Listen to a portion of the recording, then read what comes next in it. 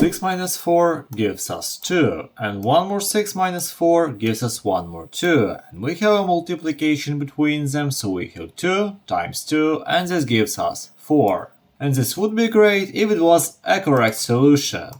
When we work with math equations, we also need to pay attention to the order of operations. But sometimes it's tedious to keep up with all of the operations, so I have another trick up my sleeve. In this trick, we need to find every addition in the equation first. And if we don't have any additions, we go and find all of the multiplications instead. We have an addition here.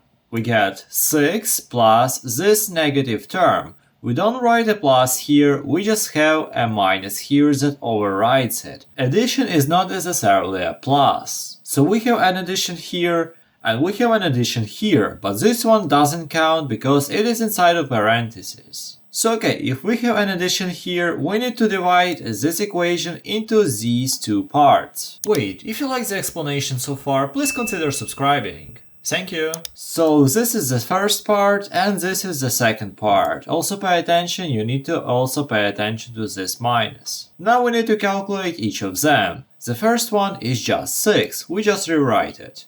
And then we get this thing. Here the situation is a little bit more complicated because we have again two terms, but this time they are separated with a multiplication. And before we ever multiply, we need to find the value of first term and the second term. So minus 4 just stays as minus 4.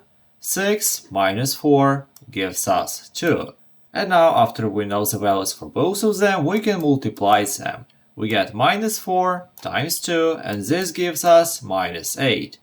So finally, we have a value for this term and this term. The last thing that is left to do is to add them. We separated them with a plus, so in the end we connect them with a plus. 6 plus minus 8 gives us minus 2, and minus 2 is the correct solution. If you want to test yourself with other equations, I highly suggest you watching this one, because that one is more difficult. But for now, have a nice day!